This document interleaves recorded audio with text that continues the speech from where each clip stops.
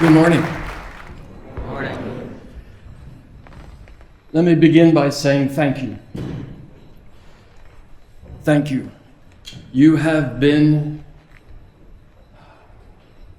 the Korean word would be pinachu. You have been my pinachu. My name, as Mr. O'Reilly said, is Mr. Brennan. I'm 75 years young. I'm married to my beautiful wife, Dorothy.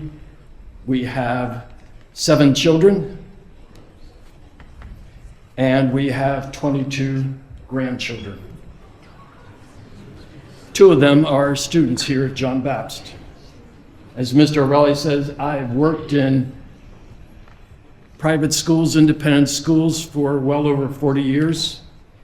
I also am a pastor. I pastor a church in Dexter where I've been for 26 years. I own a small company in South Korea that helps, as Mr. O'Reilly said, place students in boarding schools from California to Texas to Maine.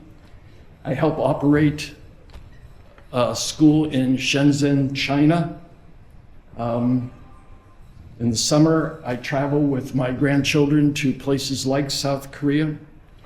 Over the last 20 years, my wife and I have probably hosted in our home well over 90 international students, some for the 9 months of the school year, sometimes just for the summer, sometimes over Christmas break. In September of 2025, I was humbled as the trustees of John Baptist asked me to serve as their interim head. I share all of that to say that on the outside, as you take a look at me, as you hear about me, you might think that things are going pretty well, that I've had a very good life. And indeed, I have. I'm truly, truly blessed. I've done many things. Some of those things, as you've listened to them, might sound interesting and even fun. And when I walk through the doors of John Baptist, I'm usually wearing a smile. I'm usually carrying a cup of coffee. I try to greet everyone with a smile, and I usually demonstrate a high level of energy, at least for someone who's 75 years old. I still can move up and down the stairs with anybody. But all of that is on the outside. That is what I want you to see. That is what I let you see. You don't, at least most of you don't, see what is hidden behind the curtain. You don't see what is hidden behind the veil. So this morning, let me talk to you and share with you a little piece of what you don't see. Let me tell you a little bit about my son, David. David is the youngest of our 7 children. He's the youngest of 4 boys. He was the smallest, growing up with his 3 older brothers dominating the household. They were older, they were louder, they were bigger, they broke more windows with soccer balls, and the 3 older brothers dominated sports both at the high school level and at the college level. David was quiet. As he watched his older brothers excel, when David entered Foxcroft Academy as a freshman, he wanted to follow in the footsteps of his older brothers. But he knew he would have to work hard. He was smaller. He didn't have the strength of his older brothers. But he was willing to work hard and to never, never give up. By the time he was a senior, he was the captain of the Foxcroft Academy soccer team that made it to the Class B playoff games. As a senior, he was also captain of the tennis team, and he played for the state championship in Class B. He attended Worcester Polytech Institute outside of Boston, again following his older brothers. He graduated in 2005 summa cum laude as an electrical computer engineer. He went to work for Raytheon, the largest defense manufacturer in America. He finished his master's in 2 years, in 2027 and 2028. He married his high school sweetheart, Chelsea Killam, whom he had dated since he was a junior and she was a sophomore.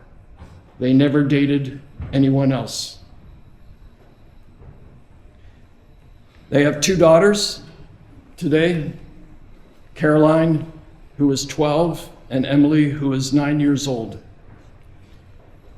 In 2020, he was named Teaching Engineer Fellow at Raytheon, the youngest teaching fellow in Raytheon's 97-year history. But in 2022, David called me and said, "Dad, I've messed up. I've really messed up, Dad. I've been diagnosed with stage 4 colon rectal cancer, and it doesn't look good." For the next 3 years, David underwent almost weekly chemotherapy and radiation treatment and several operations. He was treated by Boston's Mass General Hospital and Dana-Farber, and later Mayo Clinic. The chemo, which he took for over 3 years, left his body burned. And when I say burned, I do mean burned. All his face was scarred, always had pieces of skin hanging off of it. His torso, his legs, his arms were all burned. And worse, sometimes we complain when we get a little ulcer in our mouth. His mouth was filled with ulcers. Not only his mouth, his esophagus, his throat was filled with ulcers. And for 3 years, he barely could eat. But he didn't want to quit. I remember being in the Leahy Clinic one time with him, and the doctors said, "You can't get chemo today. When you get chemo, they draw your blood to see if your organs are healthy enough and strong enough for another treatment." And on that particular day, the doctor said, "No, we can't give you chemo."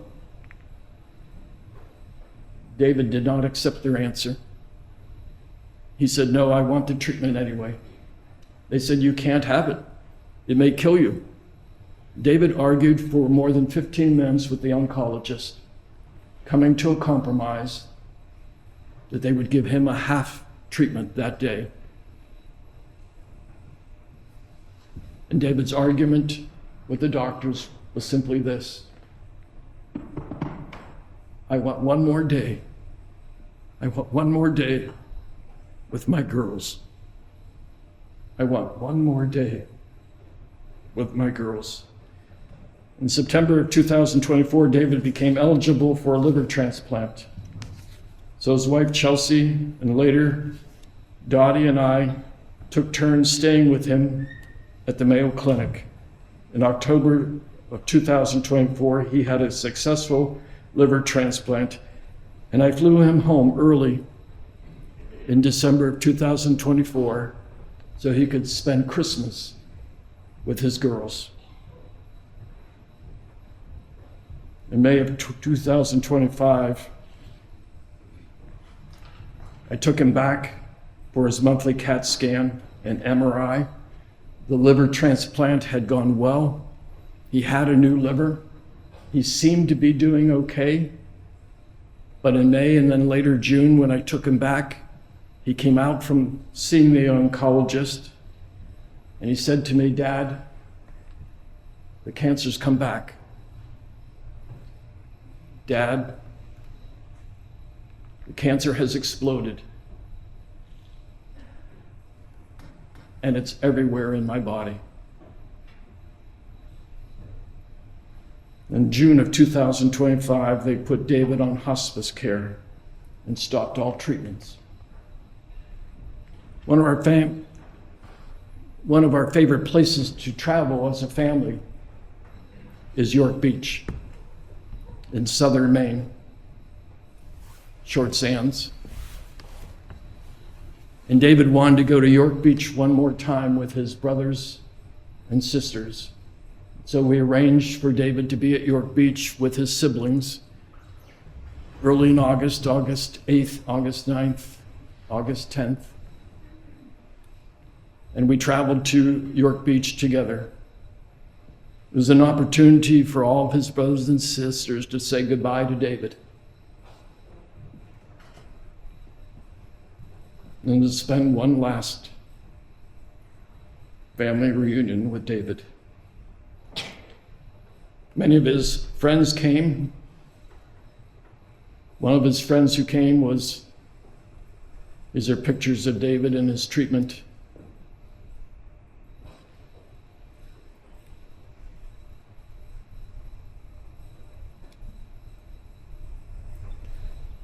One of his friends who came was Jesse Snow. Jesse and David had been classmates in kindergarten together, went through high school, and Jesse was on David's soccer team.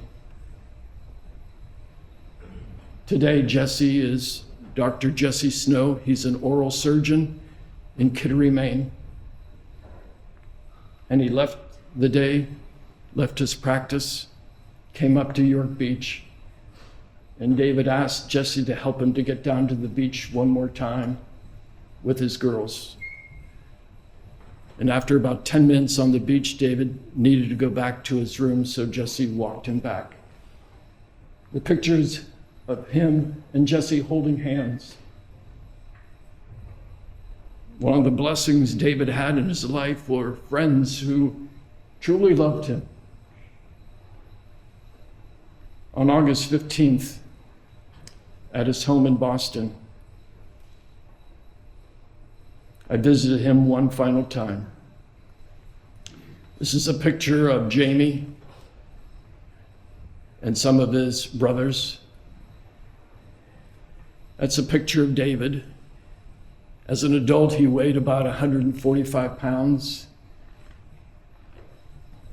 Radiation and chemotherapy had reduced him to about 87 pounds. On August 15th, I traveled down to see him one final time with Dottie. I laid beside him in his bed. He couldn't move anymore. He couldn't speak anymore. He was barely conscious. His eyes were usually closed. I laid beside him, held his hand, and stayed there for about a half hour. Others were wanting to come in to say their goodbyes, so I stood up, gave him a kiss on his forehead, and said, "Goodbye, David."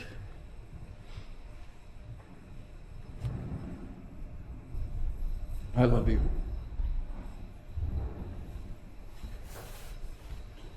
He responded, to my surprise, in a whisper that I could barely hear.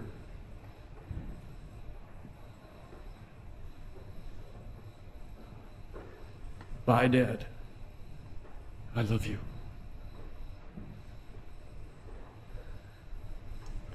On the morning of August 17th, Jamie, who was with David that morning in his room in Boston, texted me. I was at church in the middle of our worship service. And Jamie texted me, "Dad, David has gone home to be with the Lord."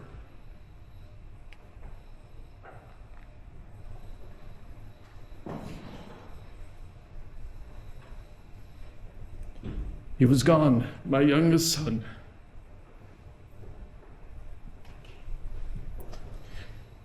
David's funeral was on September 17th, and David, a few months earlier, had asked me if I would do his funeral, and I was honored to say yes. But the day before the funeral, I was visiting with his two girls, Emily and Caroline, in their home, and they were both wearing hairbands with bows, one pink, one black. And I commented how beautiful they looked in their hairbands. And I said, "Can I try them on?" And they gave me their hairbands, and I put them on for a moment. And they smiled from ear to ear. And then I asked them a question that I had not anticipated asking them.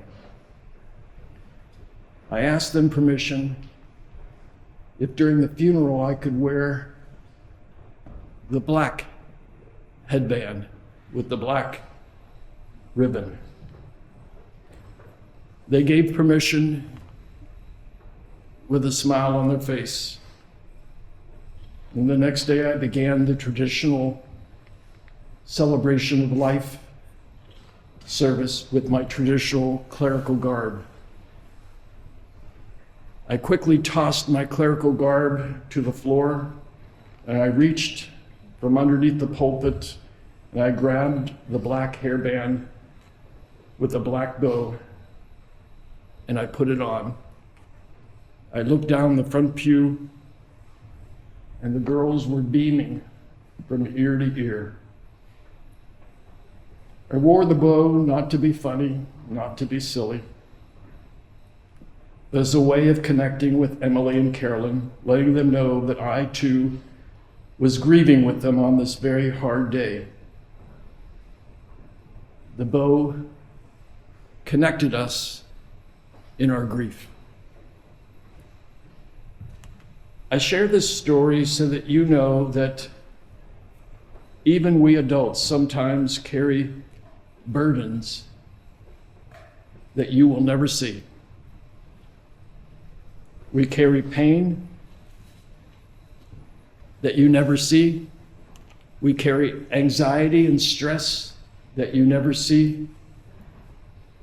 Teachers and staff walk through the doors of John Baptist, often with a smile on their face, often with energy to carry them through the day. But sometimes we don't see behind their veil, behind their curtain. They too, even as I do, carry burdens that are difficult and hard. And sometimes they too, your teachers, your staff members, carry real pain, which you never see.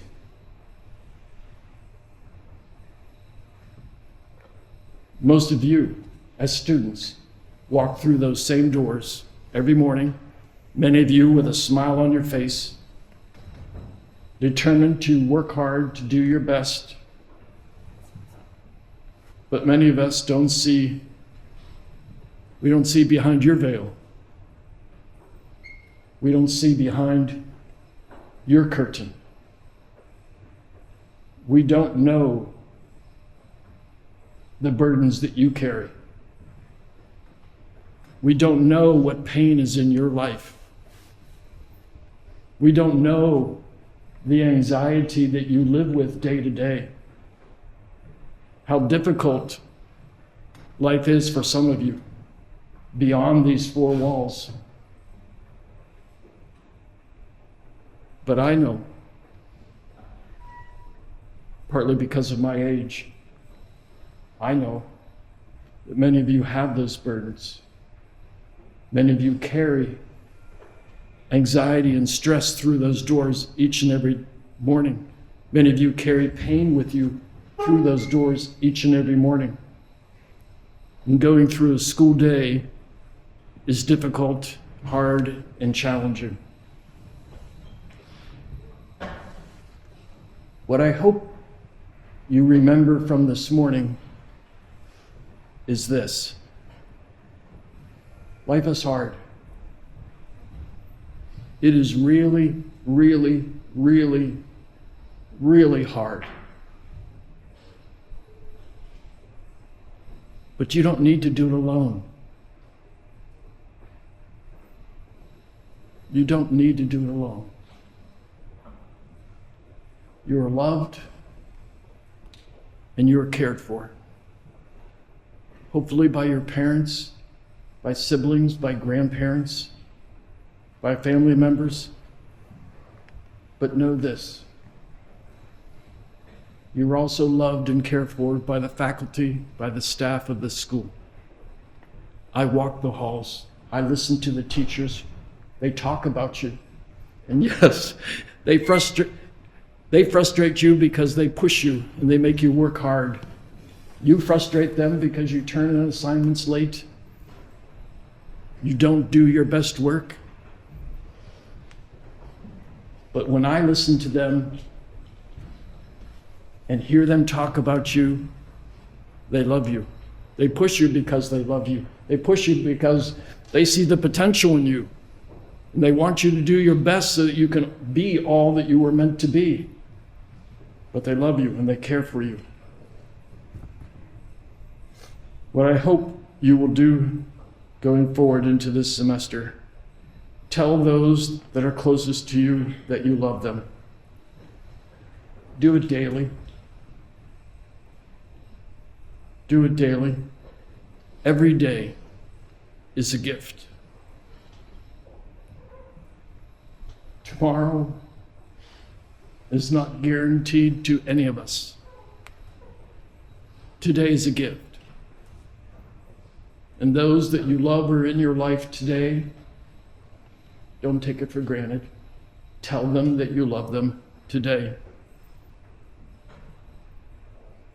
I try to do that with my children, with my grandchildren, even with staff members. Coach O comes into my office and we chat for a bit, and I say to him out loud, "I love you, big guy."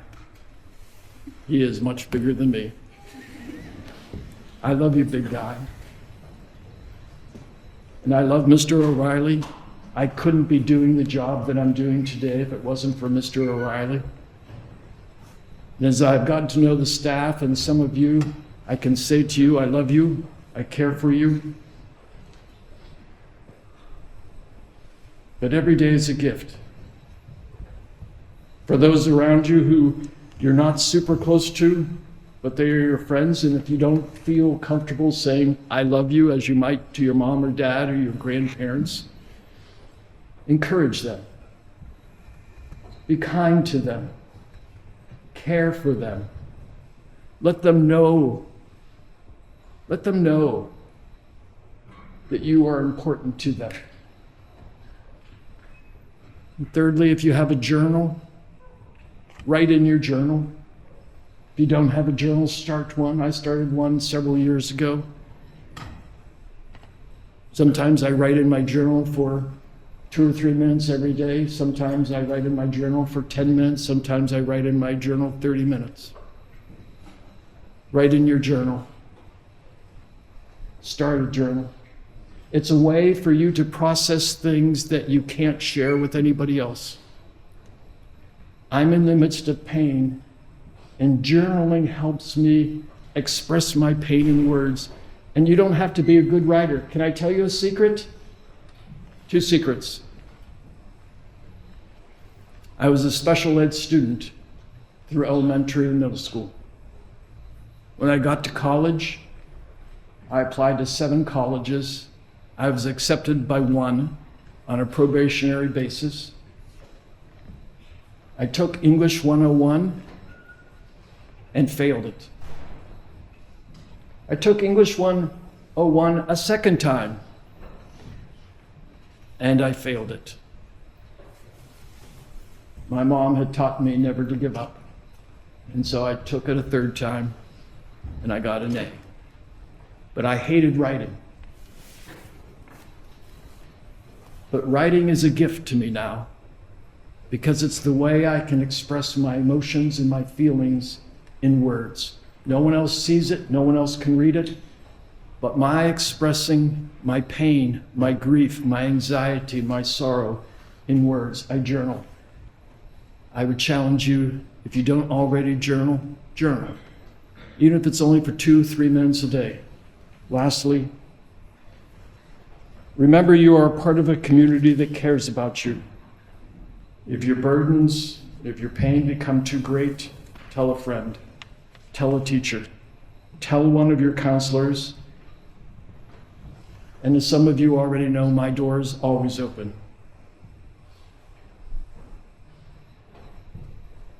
When I said thank you in the beginning, I was honestly saying thank you. I said thank you for being my pinichu. It's the Korean word for refuge. It's the Korean word for sanctuary, a safe place. In my grief, in my pain, all of you have become my pinichu, my refuge, my sanctuary. And while the Lord is my ultimate refuge, in a real day-to-day way, you too are my pinichu. You are my refuge. A place where I find comfort, a place where I feel loved, and where I know if I need it, I will be cared for. Again, thank you. Do well academically. Work hard. Never, never, never give up. But above all else, please, please, please take care of one another, even as you have taken care of me. Take care of one another. Thank you.